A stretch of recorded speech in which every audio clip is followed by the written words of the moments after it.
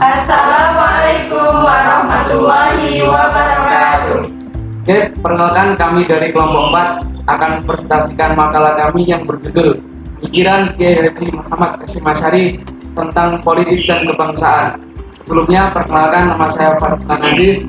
Samping saya ada Khalisa Tiffany, samping yang lagi ada Indah Nurhikmah, dan yang paling pojok Habibah Bilqis Maharani. Oke.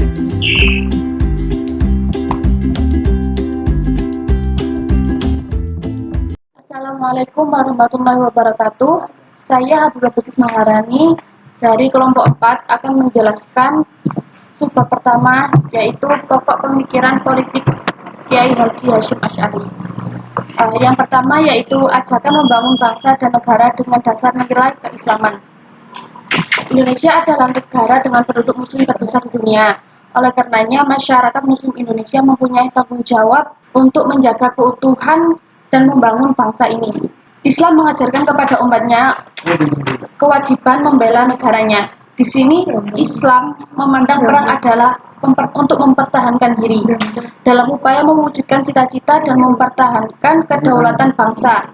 Hal ini disadari betul oleh para ulama dan santri dengan mendirikan pesantren-pesantren. Fungsi pesantren-pesantren ini bukan sebagai sarana melahirkan ulama saja, tapi juga kancah pengkader pemimpin bangsa dan pemimpin yang memiliki daya yang membangkitkan kesadaran cinta tanah air, bangsa dan agama. Kesadaran inilah yang melahirkan kesadaran nasional, membangkitkan kesadaran cinta tanah air, bangsa dan agama. Kesadaran inilah yang melahirkan kesadaran nasional. Hal inilah yang senantiasa Kiai Haji Hasyim Asy'ari tekankan dalam mendirikan pesantren-pesantren untuk memunculkan kader-kader perjuangan, penerus bangsa yang mempunyai perjuangan yang berlandaskan nilai-nilai keislaman. Selanjutnya, yang kedua yaitu menjaga persatuan dan kesatuan. Persatuan dan kesatuan merupakan pendanaan yang tepat untuk menggambarkan makna yang terkandung dalam keberagaman yang ada di Indonesia. Indonesia merupakan negara yang unik di dunia. Indonesia tidak hanya sebuah negara yang memiliki aneka suku, bangsa, bahasa, tapi agama juga. Dengan kondisi Indonesia yang sangat kultural ini, banyak sekali kemungkinan bisa terjadi perpecahan dengan keragaman yang ada. Oleh sebab itu, perlu adanya sikap untuk menghormati, tentu juga kita bisa menjaga persatuan dan kesatuan Indonesia. Persatuan menurut Kiai Haji Hasyim Asy'ari sendiri harus dibangun atas dasar keikhlasan dan kesadaran individu. Selain itu, perlu adanya kesadaran berdasarkan agama, yaitu Islam. Persatuan Indonesia itu wujud atas dasar adanya persatuan kaum muslimin Indonesia.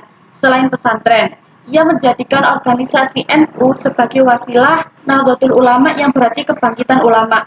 Dimaksudkan untuk kebangkitan ilmuwan muslim. Jika ulama bangkit, maka rakyat juga bangkit. Jika rakyat bangkit, maka negara Indonesia juga bangkit. Terima kasih. Assalamualaikum warahmatullahi wabarakatuh. Perkenalkan, nama saya Indah Nurhikmah. Di sini saya akan menjelaskan mengenai aktivitas politik Kiai Hasyim Asy'ari pada masa perjuangan kemerdekaan Indonesia. Yang pertama, aktivitas sosial politik Hasyim Asy'ari. Salah satu tokoh nasionalis Muslim yang berpengaruh pada waktu itu adalah Hasyim Asy'ari, yaitu pendiri Pondok Pesantren Tebu Ireng, Jombang, dan juga salah satu pendiri organisasi NU, serta penulis aturan dasarnya. Hasyim Asy'ari berperan dalam penyatuan umat Islam di Indonesia dalam satu bendera, yaitu MIAI, yang di dalamnya tergabung NU, Muhammadiyah, dan Persis. Salah satu agenda MIAI yang terkenal adalah bergabung dengan kaum nasionalis netral agama untuk membentuk GAPI, Gabungan Politik Indonesia, yang menuntut Belanda untuk membentuk perwakilan rakyat yang representatif bagi rakyat. Pada masa Jepang, Hasyim Asy'ari sempat dipenjarakan karena dianggap menentang Jepang. Namun dalam perjalanannya, Hasyim Asy'ari diangkat menjadi ketua Masyumi karena kebijakan Jepang yang memulai mendekati kaum muslim. Kemudian kontribusi Kiai Hasyim Asy'ari dalam Majelis Islam ala Indonesia. Hasyim Asy'ari menyadari betul bahwa perjuangan untuk melawan penjajahan yang ada di Indonesia Tidak cukup melawannya dengan hanya kontak fisik atau dengan cara bersenjata, namun perlu menggunakan strategi yang lebih terorganisir dengan rapi dalam mengusir para penjajah.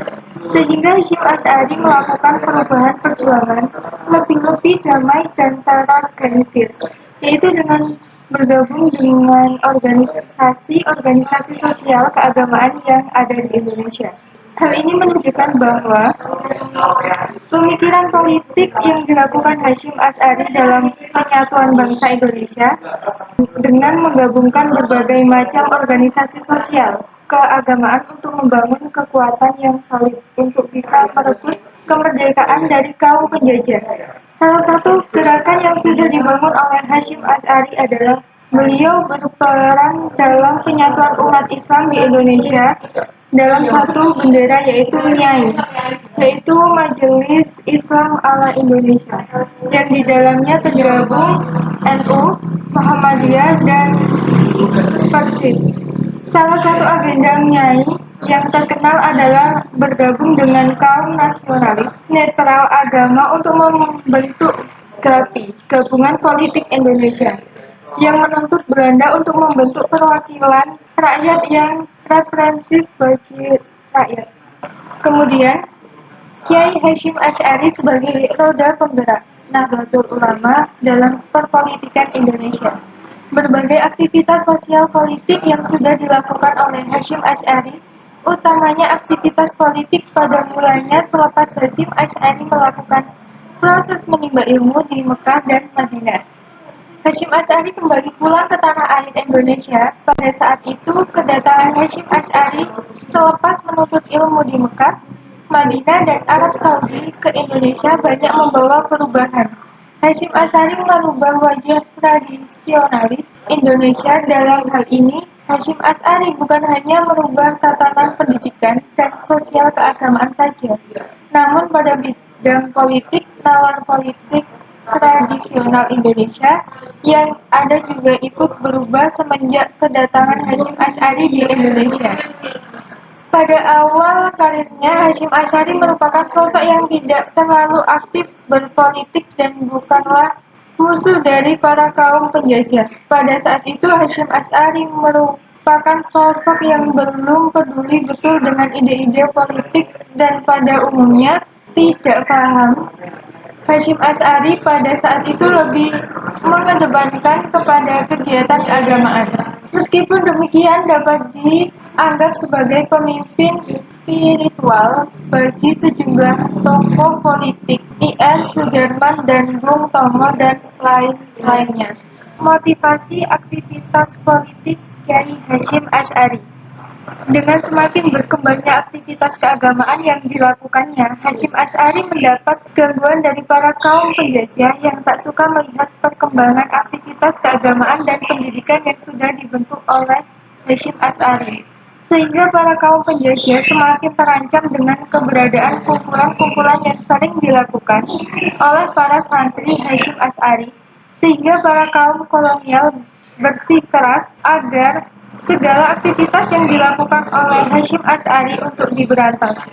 Dari sinilah Hashim Asy'ari mulai tergerak untuk berpolitik setelah melihat berbagai bentuk perpindahan yang dilakukan oleh kaum kolonial, sehingga beliau membentuk berbagai gerakan-gerakan yang bertujuan untuk mengusir kaum penjajah dari bumi Indonesia, salah satunya dengan ikut bergabung ke politik.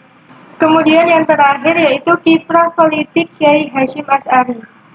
Kiprah Hashim Asy'ari dalam berpolitik merupakan cerminan dari praktek keagamaan beliau. Dalam bidang-bidang inilah beliau menunjukkan perjuangannya. Kiprah Hashim Asy'ari dalam bidang politik ini ditandai dengan berdirinya Wadah Federasi Umat Islam Indonesia yang diprakarsai oleh sejumlah tokoh Indonesia, yang kemudian lahirlah Majelis Islam ala Indonesia, yaitu MIAI, yang menghimpun banyak partai, organisasi, dan perkumpulan Islam dalam berbagai aliran. Lembaga ini menjadi masyumi yang didirikan tanggal 7 November 1945 yang kemudian menjadi partai aspirasi seluruh umat Islam. Sedangkan perjuangan Hasyim Asy'ari dimulai dari perlawanannya terhadap penjajahan Belanda. Acap kali Hasyim Asy'ari mengeluarkan fatwa-fatwa yang sering menggemparkan pemerintah Hindia Belanda. Misalnya, ia mengharamkan donor darah orang Islam dalam membantu peperangan Belanda dengan Jepang. Pada masa pendudukan Jepang, Hasyim Asy'ari memimpin Majelis Islam ala Indonesia, yaitu MIAI. Ya, Assalamualaikum warahmatullahi wabarakatuh. Perkenalkan, nama saya Farid Najis, Fakultas Ekonomi, Prodi Manajemen Pemasaran, pasnya semester 8 ya.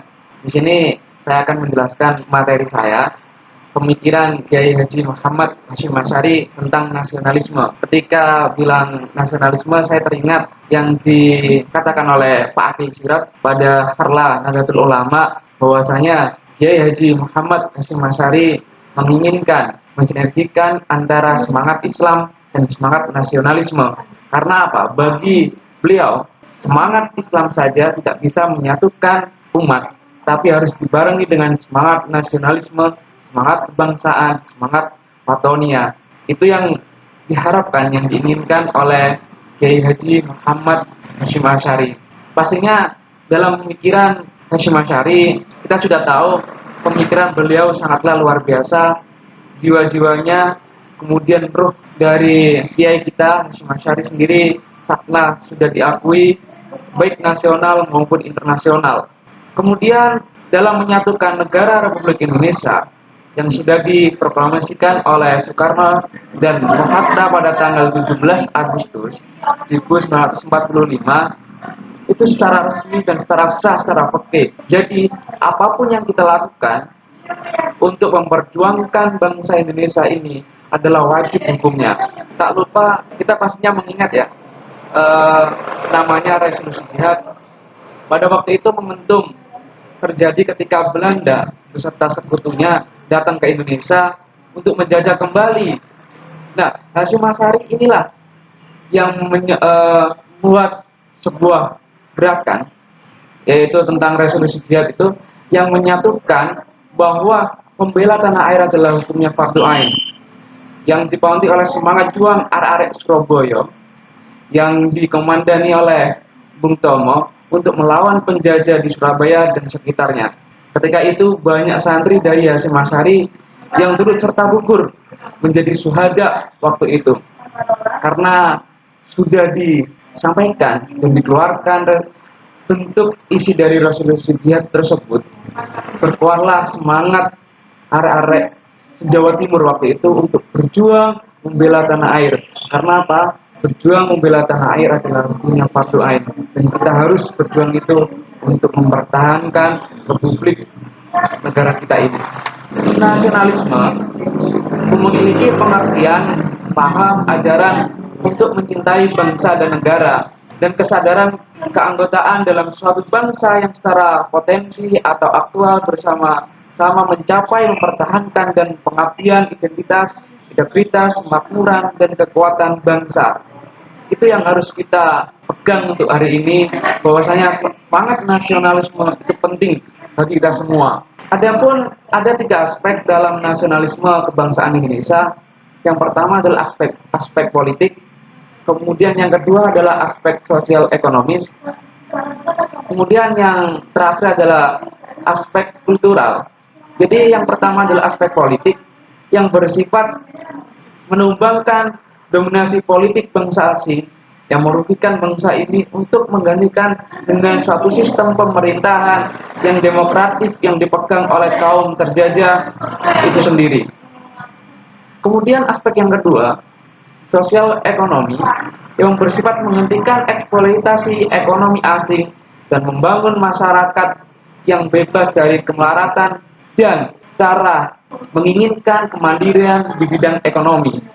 Yang terakhir adalah aspek kultural, yaitu bersifat menghidupkan kembali tradisi lokal yang sesuai dengan kepribadian bangsa dan disesuaikan dengan laju zaman. Perlu kita ketahui, di Indonesia ini banyak sekali budaya-budaya.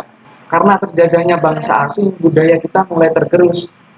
Maka dari itu, Dengan adanya itu semua, kita kembalikan budaya-budaya asli kita, tradisi-tradisi kita yang baik untuk kita kembangkan sesuai dengan laju zaman. Itu yang kita harapkan, jangan sampai kita mengadopsi dari tradisi-tradisi di zaman kolonial yang merugikan bangsa itu sendiri. Kemudian semangat nasionalisme itu juga perlu kita tanamkan dalam hati, karena jika tidak kita tanamkan dalam hati, maka dalam membuat kesatuan Republik Indonesia ini pastinya akan berpecah belah. Karena apa yang sudah dipesankan oleh Kiai Haji Muhammad Hashim Asy'ari, bahwasanya Islam saja tidak cukup untuk mempersatukan, tapi harus adalah adanya semangat nasionalisme di hati kita dan kita aplikasikan dalam kehidupan. Ada lagi pemikiran nasionalisme Hashim Asy'ari juga tidak dapat kita lupakan, bahwasanya beliau pernah mendapatkan suatu penghargaan dari Gubernur Belanda, tapi beliau menolak karena bagi beliau tidak menginginkan itu semua, karena apa yang dilakukan oleh Kiai Hasyim Asy'ari itu adalah secara ikhlas dan penuh kesadaran untuk memperjuangkan negara ini agar lebih baik. Kemudian pemikiran tentang Hasyim Asy'ari juga dapat dilihat dari sikap non kooperatifnya terhadap penjajah. Salah satunya ia menolak sumbangan finansial dari pemerintahan Belanda kepada pesantren Tebu Ireng. Bukan masalah finansial untuk urusan di pondok pesantren. Santri-santrinya bisa dikembangkan untuk bertani, diajarkan untuk berdagang, agar apa? Bisa memenuhi kebutuhannya, baik individu, kemudian pondok, dan sebagainya. Mengkasih sebuah penghargaan untuk membeli dari apa yang harus sesuai dengan prinsip-prinsip kolonial waktu itu bukanlah suatu hal yang diinginkan, tapi memperjuangkan kemerdekaan itu adalah hak semua bangsa dan hukumnya adalah fardu ain, tidak bisa dibeli oleh apapun itu. Kemudian ada lagi pemikiran nasionalisme Hasyim Asy'ari juga dapat dilihat dari sikap non kooperatif terhadap penjajah. Salah satunya ia menolak sumbangan finansial dari pemerintahan Belanda kepada pesantren Tebu Ireng. Masalah finansial bukanlah hal yang jadi masalah besar bagi pondok itu. Beliau tidak menginginkan pemikirannya, sikapnya dibeli dengan suatu penghargaan tersebut. Karena bagi beliau, suatu membela tanah air adalah fardu ain.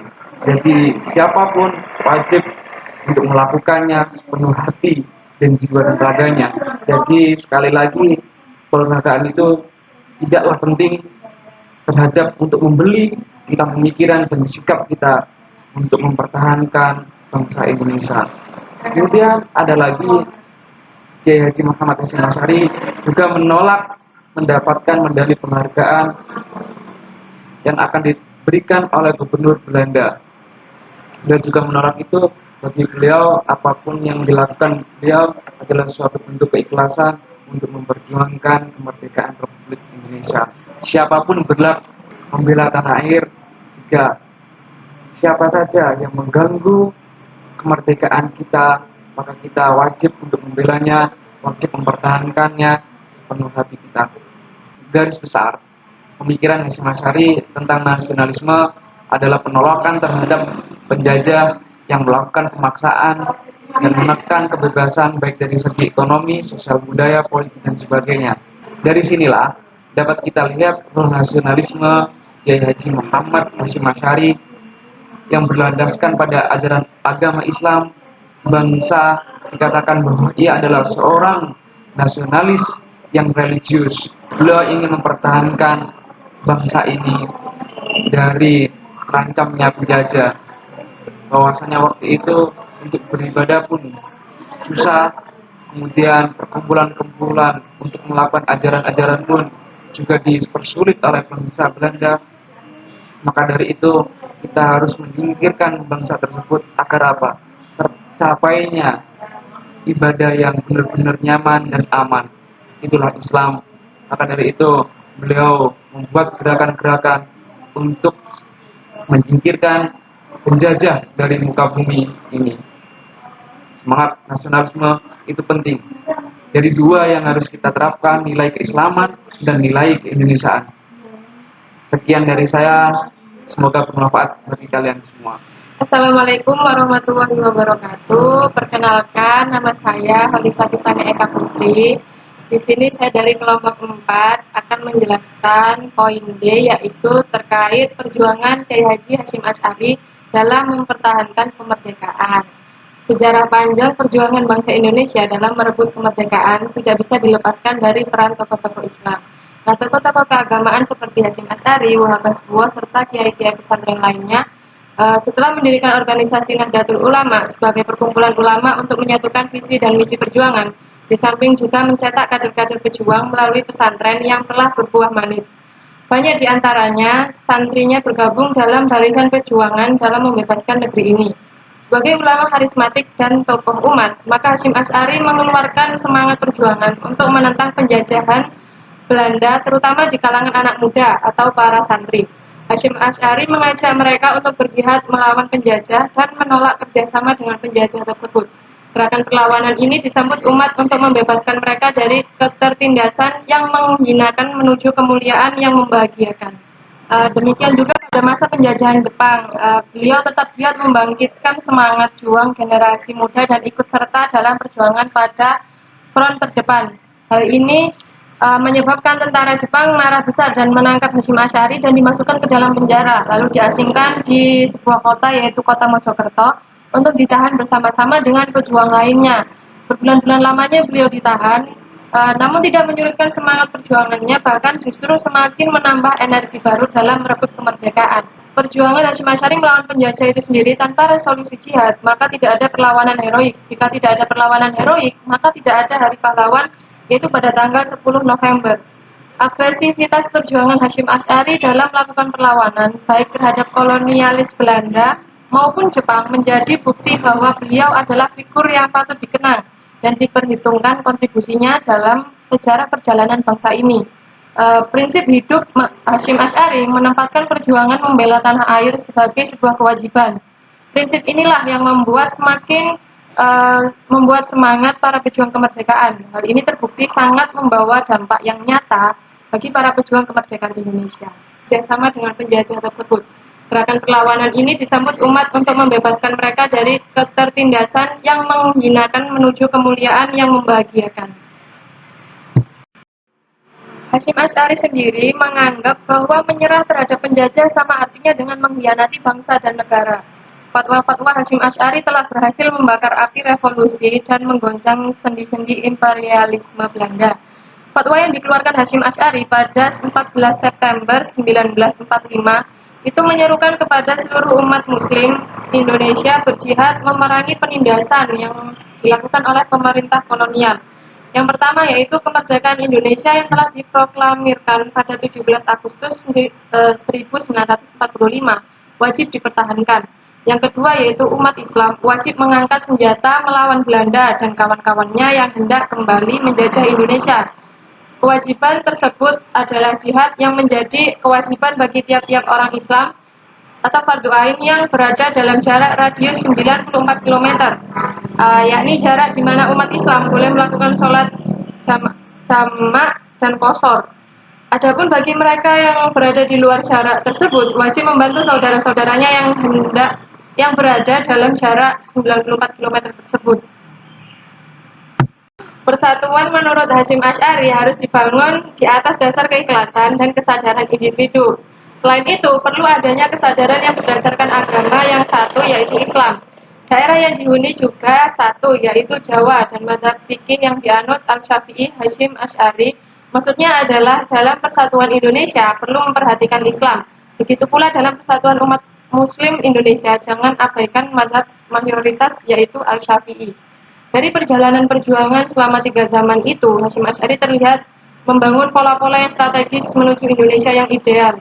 Salah satunya yaitu dengan cara menjadikan pesantren sebagai basis perjuangan, menjadikan pesantren sebagai miniatur Indonesia, mandiri, tidak mudah dibujuk atau ditipu penjajah asing, mengutamakan persatuan umat muslim sebagai landasan menuju persatuan Indonesia. Persatuan Indonesia itu merupakan wujud atas dasar adanya persatuan kaum muslimin di Indonesia. Selain pesantren, ia juga menjadikan organisasi NU sebagai wasilah. Nahdlatul Ulama yang berarti kebangkitan ulama dimaksudkan untuk kebangkitan keilmuan muslim. Berikut beberapa konsep yang dipakai dalam perjuangan Hasyim Asy'ari mempertahankan kemerdekaan Indonesia.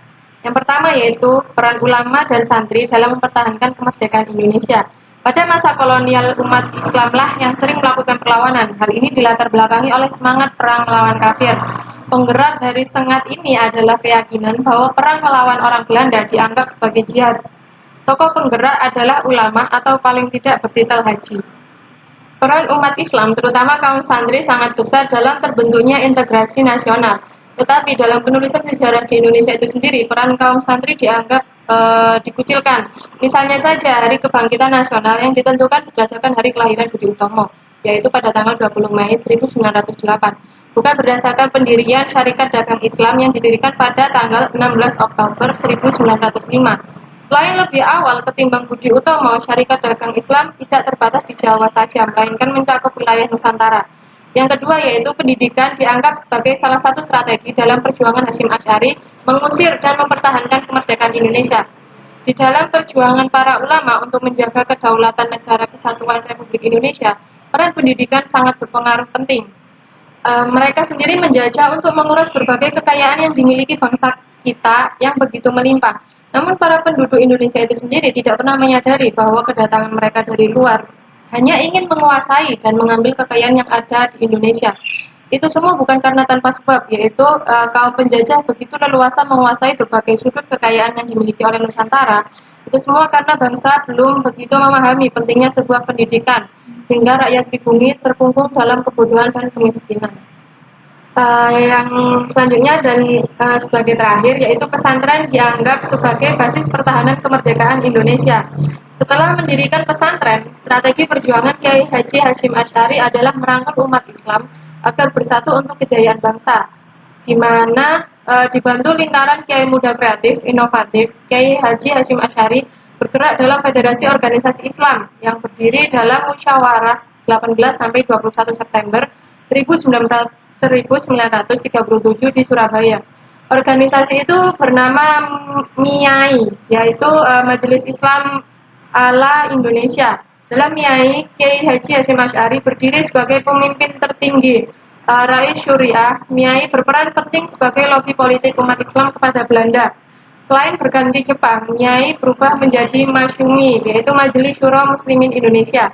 Dan Kiai Hasyim juga duduk sebagai Rais Syuriah, walaupun teknis tugasnya dijalankan sang putra yaitu Kiai Haji Wahid Hasyim. Sekian presentasi dari kelompok kami. Kalian di rumah aja nonton video kami biar kami yang presentasi. Hashtag Idul Adha.